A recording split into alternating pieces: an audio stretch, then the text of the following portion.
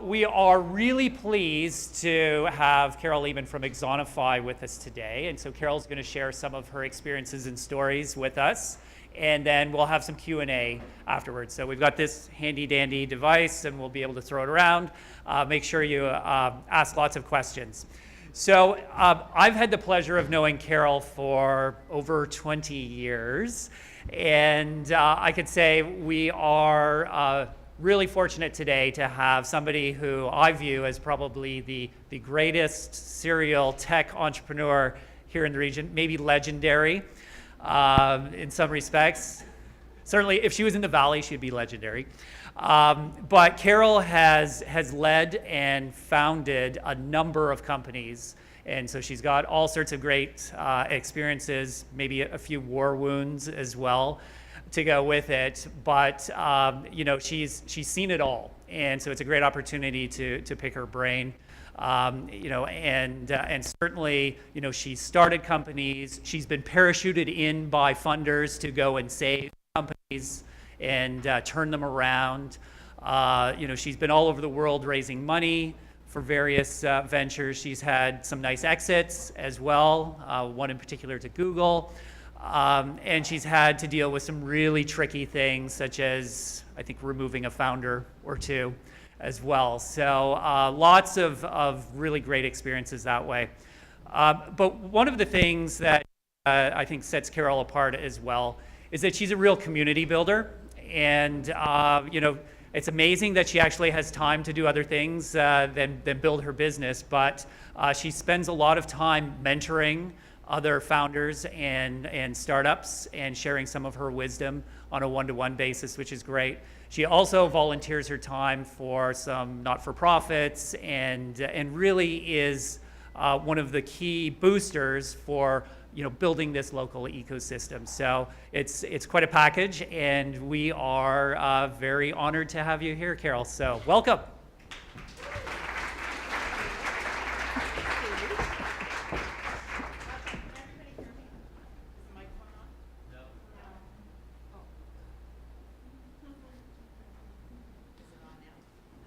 No? Oh, yes. Yahoo! I run a tech company. Thank you very much, Steve, for that. That was way overdone.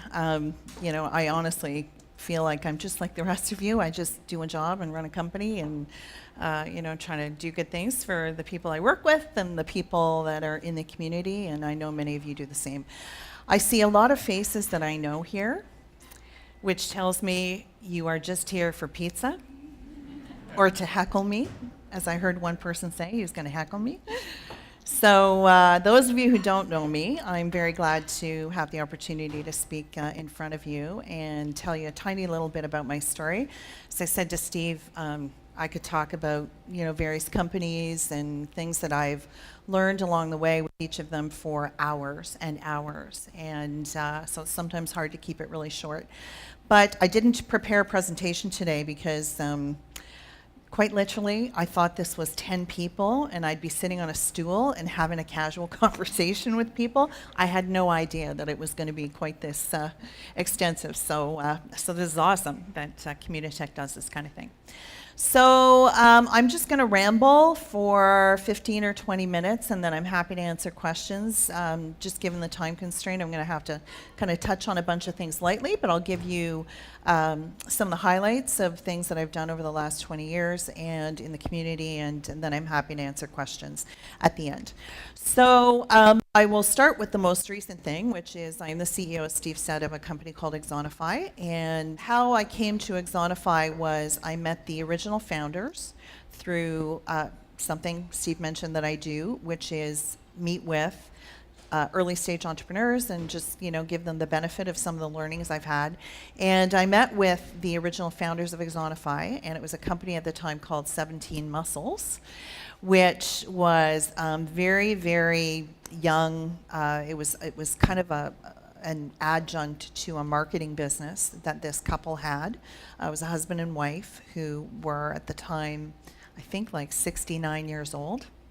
And they had this little piece of code, and they had a customer that was using the code, and they designed this really unique way of getting the associates with that customer, so it was a retail company, to retain information very quickly that was critical to performance on the job. And they were able to measure knowledge and tie that knowledge to a business result. And so it was very kind of different and unique, but very, very simple. And they were looking for my help because they, not being tech people or software people, this was sort of an accidental thing. They didn't know how then to actually turn it into a business. So it just so happened that while I was in conversation with them about helping them build that business and kind of getting it organized, I sold my previous company to Google, kind of out of the blue. And so in the end, I bought what at the time was Axonify. That I took that one customer, 2 of their employees, and the code base they had, and started over from scratch. So that was in the summer of 2011, right around now, 7 years ago. And had to pitch the source code on the trash heap because it was completely not scalable. You basically couldn't do anything with it. It worked for that one customer, but it wasn't anything that could be resold. So raised a bit of capital and hired about 10 or 14 people that first year, and started selling the product, the new version of the product with a re-architecture. And so today, 7 years later, we have about 165 people today. We will be somewhere around 21 million US dollars in ARR at the end of this year. We have about 100, and we'll have about 175 customers at the end of this year, most of whom are large corporate enterprise, global companies, some of the biggest companies in the world, actually. And we train there often tens of thousands of people every single day for 3 to 5 minutes using a cognitive science-based and game-based learning experience that's highly effective at driving memory and retention in the brain. And when people know things, they change their behavior, as it turns out, pretty dramatically. And when you get them to change their behavior in ways that impact the business, meaning they sell more product or they don't do things that cause expenses to happen, you can have a very measurable impact on their bottom line. So we save often large retailers, for example, tens of millions of dollars a year just through a little bit of behavior change on the part of their retail associates. And we can measure that business outcome and the knowledge growth and things like that along the way. So that's what Axonify does. And, it's a company I've raised to date probably, I think, into the business, about 22 million. So kind of way back to the beginning, I'm actually a chartered accountant, CPA now they call it, by formal education. I went to University of Waterloo and got my CPA, which was, as it turns out, an incredible foundation for running a business. I understand, finance up the wazoo and how to make sure the companies that I've run never run out of capital. And I have raised capital right from very early in my career. So we've raised about 22 million into the business. We have today, I just checked this morning, and that's US dollars. We have today about 15 million in the bank. We are investing in the business, and we are very capital efficient in terms of the way that we spend money. So one of the lessons, I didn't necessarily learn it, but I certainly walked into it a couple of companies ago, was you do need to pay attention to your realistic growth rate in terms of customer acquisition with your expense and your spend, to make sure that you clearly understand how much runway you have realistically before you need to start fundraising. And I unfortunately meet a lot of entrepreneurs who get way out ahead and don't give themselves enough time to raise capital. Easily 6 to 9 months, and that depends on where your company's at, the stage of growth you're at, the financing environment that you're in, the amount of money you need. There's so many factors. And if you don't give yourself lots of time to do it, then, you risk running out of capital, having to, reduce people, do all kinds of, commit unnatural acts to save your business. So that's Axonify. Prior to Axonify, I ran a company called PostRank, and PostRank was founded by a genius young man named Ilya Grigorek, who was a fourth-year UW computer science student.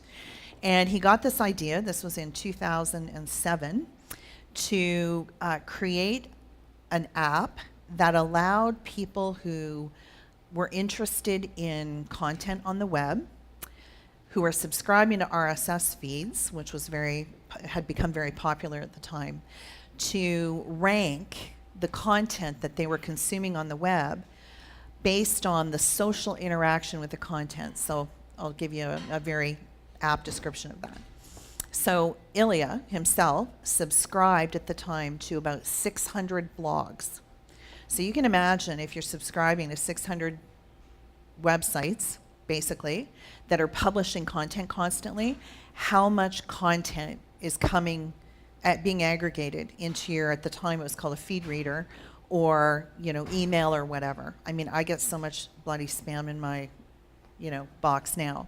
So what Ilya did was he decided that I only want to read content on all of these 600 websites that are getting some level of social interaction.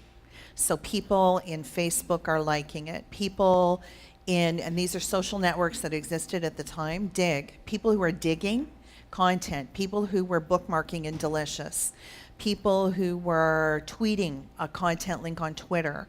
What are all of those social interactions that are happening with an article or story? And I'm going to, depending on the number of those things that happen, rank that story and only push through to my reader the stories that rank above a level I determine. So he called it a PostRank. And every story was scored out of 10 based on social interaction aggregated and captured from about 20 social networks. So millions and millions of data points potentially around these articles and stories. So you could, post rank stories on CNN all the way down to post ranking a story on, somebody's recipe blog. It didn't matter. And then only bubble up and expose to yourself the stories that met that level of post rank. So Ilya had this thing, launched it on the internet, and literally overnight acquired about 500 subscribers to the service. And that allowed him to start looking for capital. And so in the fall of 2007, I was asked if I wanted to invest in their seed round, which I did ultimately in December of 2007. And then in March of 2008, Ilya asked me to come and run the company. So I ended up doing that from March of 2008 until we sold it in July of 2011 to Google. So the Google thing was out of the blue. We knew Google. So essentially, how many of you use Google Analytics for your businesses? Yeah, okay, to measure your website activity and all that. Everything, so Google Analytics at the time, all they did was measure website traffic. So you could look at where it was coming from and all those sorts of, any demographic information that Google Analytics gave you. PostRank had the social analytics for your site. So all the things people were doing with your content, not on your site, but off your property. So it was a really good match for Google Analytics as a combination. And so the folks at Google Analytics were aware of us, and we talked to them quite a few times. And I'll get back to that in just a moment. And so throughout 2010, what we were doing was our biggest source of revenue was actually selling data.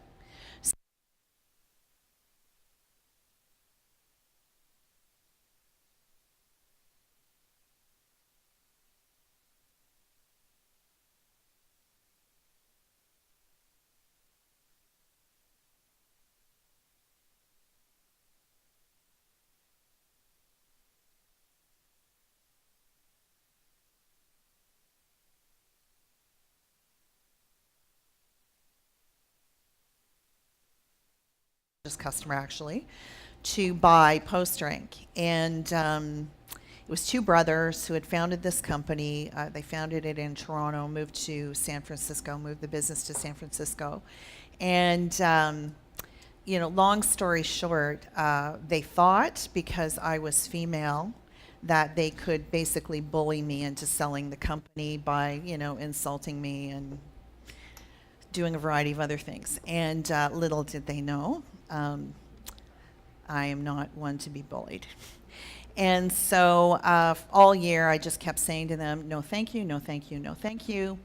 And finally in the spring, it was around February, March of 2011, the CEO started coming at me hard again. There'd been a bit of a break for 2 or 3 months, begging me to please sell him the company. And they were petrified that we would get sold and their data feed onto which they had built a product that they were selling to their customers would get cut off if we got sold and then our acquiring company cut off the data. So I started another conversation. At that point, he realized, he was actually going to have to pay something reasonable. And so there was a day, it was a Sunday actually, he begged me to please come to San Francisco, and he had given me another term sheet and on the Friday, and I read the term sheet and I replied to him Friday night around 8 p.m. and just said, thank you very much again, but this is still very far apart from anything, like there's no point in even negotiating, it's too far apart. And so he called me. I remember I was sitting at home with a glass of wine at 8 p.m. on Friday night, and he called me and he said, all I saw from your email was F you. And I said, okay, well, you can interpret it that way. And he begged me over the weekend to come and see him on Monday. So I flew, as it happened, I was going to San Francisco for a conference. So I spent the day with him on Monday, and 9 hours later, he had me in a closet with a light bulb on my face, locked in, no food, trying to, beat me into submission. And he had his M&A guy come in, and he had his CFO come in, and his CTO come in. They were all taking turns, trying to convince me. And 9 hours later, he walks in and he goes, okay, my blood is all over the floor. I agree. So he agreed to every single thing I wanted. We handshook, and they were a very unsophisticated buyer. They actually, this was the first company that they had bought. I spent the early part of my career buying and selling companies and raising capital for them. And so we shook, didn't sign anything. We went out for dinner to celebrate, me and his entire executive team. And at midnight, I was in a taxi at the time, would have been an Uber today, and going back to my hotel, and I looked at my email, and it was a guy by the name of Avinash Kaushik at Google, who some of you may have heard of. Avinash is kind of the worldwide, or was the worldwide guru for Google Analytics. And he says, hey, Carol, it's been 6 months since we last talked. I'd like to introduce you to this guy who runs the Google Analytics team. He'd like a demo if we can arrange one of PostRank Analytics. So I said, hey, I'm actually here in San Francisco, and I can come over to Google tomorrow. So I went and actually did the demo in person, and 15, 20 minutes into the demo, this other guy, his name was Phil Mewey, said, okay, you can stop there. I'd just like to buy the company. And I went, oh.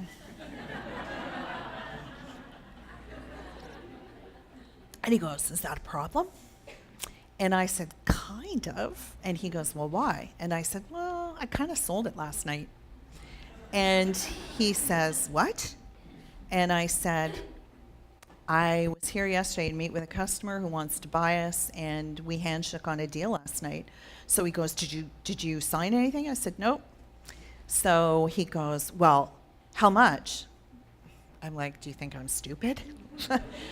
And so anyway, Ilya got involved in this conversation, and Phil, we were talking about price, and Ilya was at the time 25 years old, and Ilya was like not all he did was build the technology. He wasn't really involved in the business end of most things. And so Phil looks at Ilya at one point and he says, so, forget about the price, but how would you like your vision, your technology, everything you've devoted your life to in the last 3 years used by every single person on the internet? And Ilya goes, that would be very cool. And I said, shut up. Let me do this negotiation. So anyway, we ended up selling the company very quickly. I told Google, like, giddy up. I need a term sheet, to not have this other deal happen. I need a term sheet. I need blah, blah, blah. So they were very quick. Got a term sheet, like, literally within 48 hours. And, the rest is history. 12 weeks later, the company was sold. So everybody moved to California with the exception of 4 of us, and basically started over and rebuilt PostRank in Google Analytics, in their Google Analytics architecture. So that allowed me to buy Axonify. And I had the choice to go to Google at the time. Not my gig. I'm an early stage gal, so Google's an amazing company, just not, what I'm interested in doing. So that was previous to Axonify, PostRank, and then the 2 companies prior to that were companies that I went into as the CEO. They were established companies. The one prior to PostRank was one that was failing. It was frankly almost dead. As many of you who've heard this story before know, in the first week I didn't realize how dead it was, and I ended up having to write a personal check for $70,000 to make payroll that week. So I said to the private equity firm that hired me in, thank you very much for that little $70,000 investment I wasn't planning to make, but I actually got the money back. That was a company that had done pretty much every single thing they ever did wrong. They had the wrong product, they built it the wrong way, for the wrong market, spent money hand over fist, like crazy money, cut poor deals with customers, had, frankly, C and D players that they'd hired into roles that they weren't suited for. It was a dog's breakfast, and it was everything I could do to get that thing turned around, get the technology rebuilt, and then get the company sold a couple of years later for that investor. And then I'll just say the one part of that, Fake Space, was I was working for a public company, doing a lot of M&A activity, capital raising, and we bought a virtual reality company in California, which I ultimately became the CEO of, and spent a few years running that. Great company, very small market. So the biggest lesson out of Fake Space, 2 lessons actually, pay a ton of attention to the size of market that you're going after. As it happens, the technology Fake Space had, which is not the virtual reality you would know today that you can buy with Oculus and stuff, it was very high fidelity, huge data gathering going on with the VR. They, Los Alamos National Labs was our biggest customer. They build and detonate nuclear bombs. And so the data that's associated with that is obviously very robust. And we bought that company, but what we didn't fully appreciate at the time was in the world were only about $100 million of those systems being purchased. That was it. So $100 million as a market is nothing. That's called a micro market. There's no business to be had there. And because the systems were so expensive, it's a market that wasn't growing by any kind of real measurable amount year over year. And there were 5 of us in the world competing for that $100 million. So the ability of the company to grow and scale was not tremendous. And ultimately what happened was we were number 1. There was a number 2 who approached me to merge the companies. And that's what I ended up doing. And so market size, I see tons and tons of entrepreneurs who overestimate their total addressable market. it is often much smaller than you think. And so paying attention to that, who's actually buying this technology is very, very important. And can you get your fair share of that? And how are you going to get your fair share of that is really a critical question. The other thing is I learned out of that was who you work with is incredibly important. We had a great team at FakeSpace, and when I sold the company to a U.S. acquirer, I elected to stay on, and the acquiring CEO remained the CEO, and I became the president and COO. And we just had fundamentally different management styles in terms of how you run a company and how you, treat people and all of those sorts of things. And it just went 100% against my grain. And I spent a year, in agony, frankly, watching him dismantle our culture, our processes, make people very, very unhappy. And so after a year, I opted out of that situation. So the company today, interestingly, is, and I've only heard this anecdotally, about $60 million in revenue. And that is almost 20 years later, 17 years later. So it's kind of a lifestyle business for him is what it's turned into, which is a successful business too. But again, market size was a key factor there. So, okay, I looked at the time, it's 12:30. I think I'm supposed to stop now and ask questions, or have people ask questions. Ask me anything. Lindsay. You mentioned that working with good people was really important. What do you do at Axonify to ensure that you bring good people in and people there stay good people and build that culture? So it's always a challenge, right? In the beginning, because basically, we started from almost zero, I was involved in every single hire at a detailed level. I interviewed everybody. And if there's, one skill I have, it's I can discern very quickly within 5 minutes of an interview whether that person is going to exhibit the behaviors and the attitude that I want. So, the things I look for are low ego. Like, I don't give a flying hoot if you have an IQ of 160. I don't. Get over it.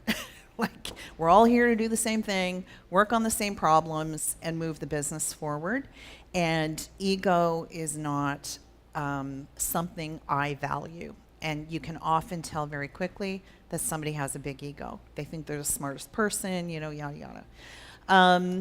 I just want somebody who's going to work extremely hard, be respectful of other people, know their domain. Like, I assume if you're applying for a marketing job, you've got some semblance of something on your resume that resembles what we need done. I typically assume skill set is there. It's more the personality things. And that cultural fit, then as you add people and grow, almost becomes, I've described it this way, it's almost like an immune system within the company, where if you add people who don't fit that mindset, that culture, that attitude, it's like a virus that everybody fights against.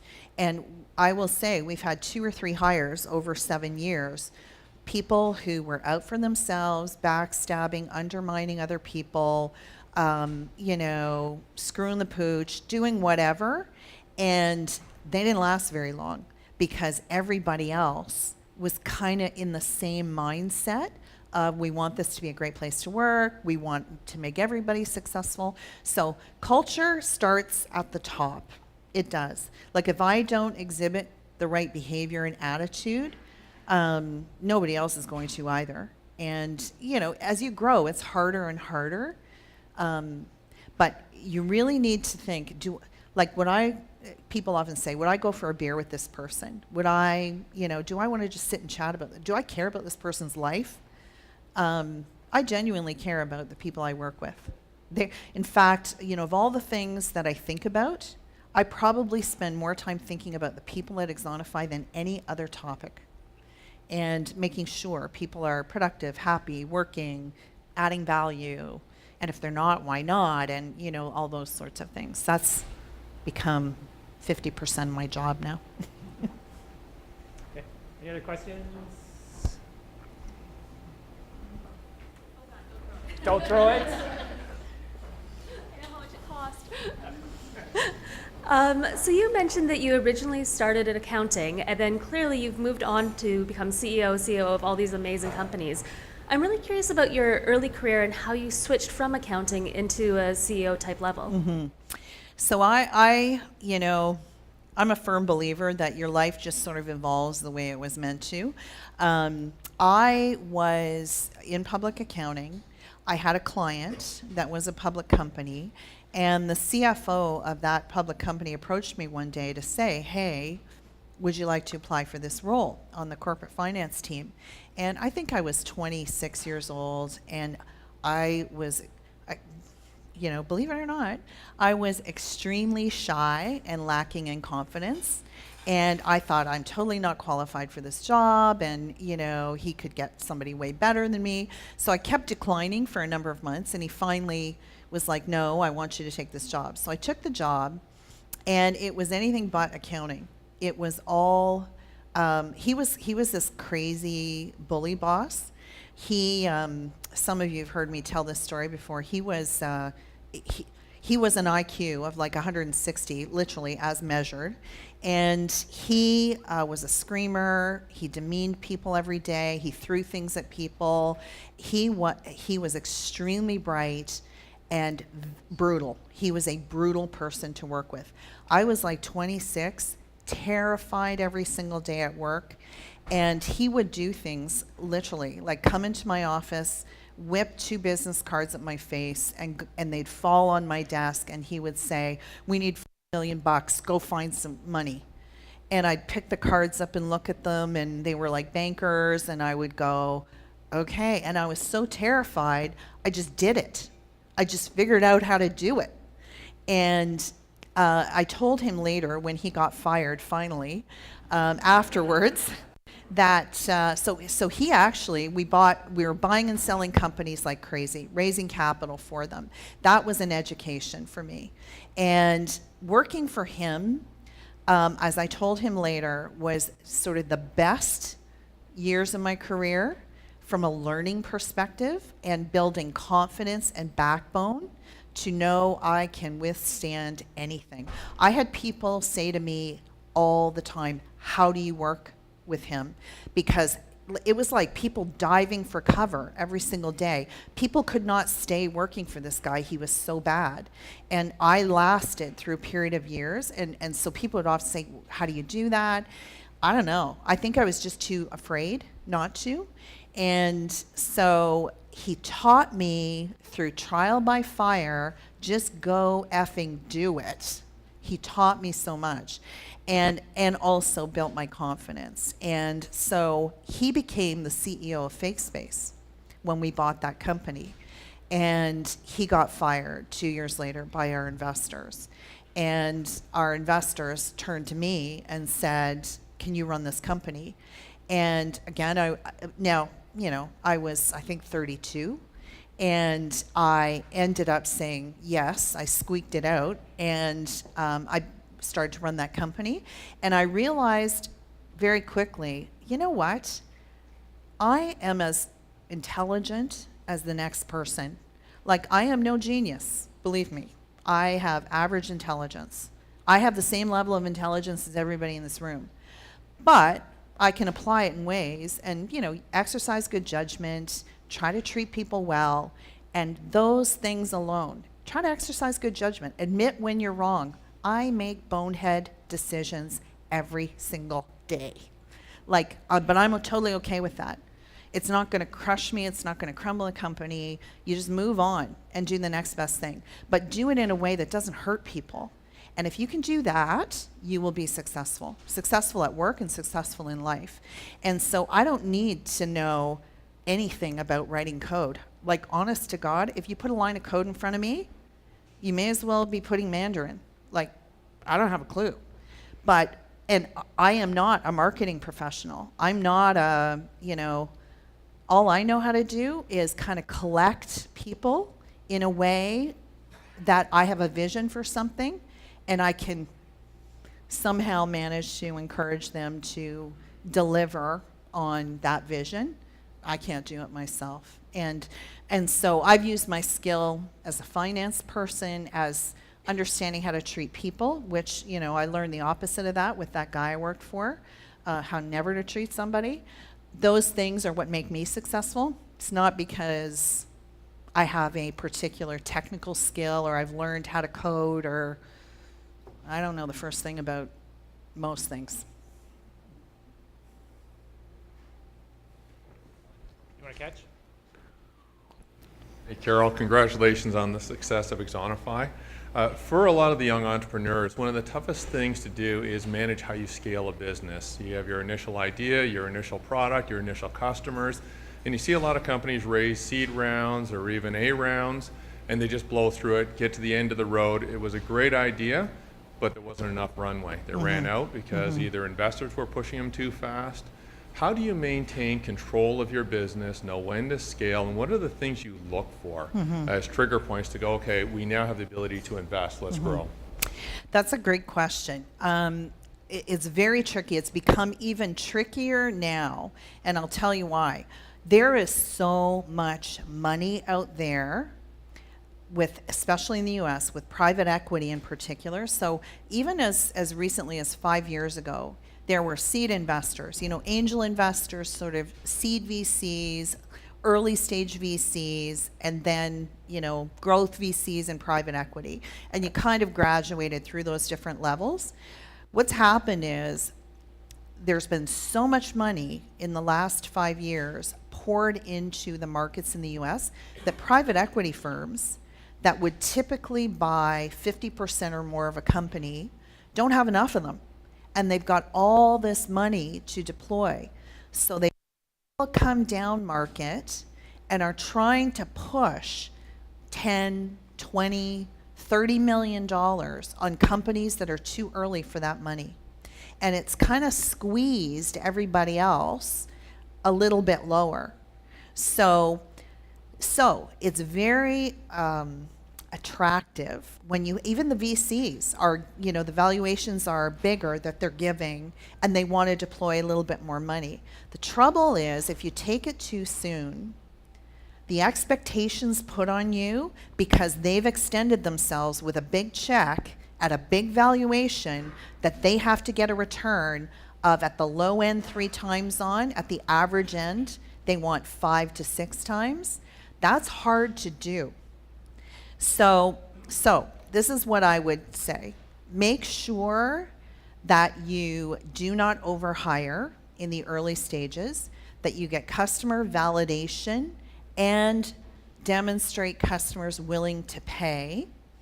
Understand where you are in the crossing the chasm framework. There are far more companies who are pre-chasm who think they're in the chasm or have just crossed the chasm than actually there are. A lot of early stage companies are pre-chasm. And if you raise a pile of capital pre-chasm, when you still have early adopters, they're like needles in a haystack, and you've got to figure that out, and who are your buyers, and where are they, and how do you go to market and all that, you're going to blow through a lot of money quickly because they're going to force you to spend money. And you're going to get yourself in a position of needing to take more money, dilute yourself even more. So it's, you know, take the advice of lots of smart people around. If you're looking to raise capital and scale your business, about really where are you on that curve and what makes sense. And don't take too much too soon and get enamored of, oh, well, somebody wants to give me a $10 million check. If you're doing $300,000 in ARR or $500,000 and somebody's willing to give you that check, there is a case of you are not going to end up owning your business. Guaranteed. It's like the whole unicorn thing. There was a really great article written by one of the partners at DFJ in San Francisco. And it was about the whole financing trail and how all these, you know, darlings in the valley raise too much money too soon and end up cratering. And there have been a ton of them. So you just got to be really careful along the way. Measure your, keep your eye on your cash flow, keep your eye on your hires, go get customers, paying customers, prove the value, understand that you've got momentum, and then, sort of measurably raise capital along the way. Just don't get enamored with big checks. They can come back to haunt you. Be very careful about that. Hope that makes sense. How do you think founders identify the right time to bring someone experienced and external to come help them run their company? And how do they approach them? What is the process they go through, and how do they identify these people? Great question. So, kind of back to my story. So I take my approach only. I just go find the most experienced people I can find in senior roles as soon as humanly possible. That will, so here's another little story for you. I just found out yesterday, we have had 2 competitors. So we are, just back to the chasm thing, we are pre-chasm still as a company. And so it's hard. It is hard nuts to find, transformational people, to buy microlearning, blah, blah, blah. We have 2 competitors that have been there since the beginning. One is named QStream and the other one is M-Level. M-Level is at 2 million of ARR. QStream is at 7. We're at 20. And I chalk up many reasons for that. But one of the reasons is, day one, I went and hired my software development VP from 2 companies ago, senior experienced guy. He started day one rolling up his sleeves and writing code, not leading a team of what he's got now, 40 people. I hired a marketing VP that I had in a previous company. Day one, she was writing copy for a new website. She was hiring somebody to do rebranding. She was doing case studies. She was rolling up her sleeves and doing that. So my approach is go find senior people in every important role as quickly as possible, and don't think you just need to figure it out. Those people, if they believe in your vision, will in fact take pay cuts oftentimes for equity, sweat equity, to build your business. How to find them? You're in the best place to find those people. People change jobs all the time, and there's enough of a tech community here now that, just kind of raising awareness about what you're doing and chatting with the folks at Communitech, you can often ferret out those people. And, to the extent that you can leverage their experience, but I will say this also, don't go after people, be very cognizant of the experience they have as it relates to what you're doing. And so a mistake we made a few years ago was we thought, okay, we're ready to scale. We hired a VP of sales out of a company called Workday. So we were doing at the time, I think, 6 or 7 million of ARR. And we hired this guy who came out of a $1 billion company who'd managed 80 regional sales VPs, hundreds of salespeople underneath him, thinking that, hey, this guy knows how to run sales in a big organization. He did not have a ruddy clue about what it meant to be pre-chasm, rolling up your sleeves, having to be creative and strategic on deals, needing to really think things through. He was used to selling a canned product off the shelf where, you're in a bun fight with 2 other companies that have brand and awareness out there. It's a very different profile when you're early stage and you need to deeply think through how you're going to find those customers, message to them appropriately, build the right demos, engage in complex conversations, all of that sort of thing. So you need to be, the person has, if all they've got is big company experience, you need to be very careful about those folks. And they're well-experienced folks and great folks, but early stage experience is highly valuable in a senior person. Okay, I think we have time for one more question. Do we have anybody? Tony. when he's not taking Gentlemen. pictures.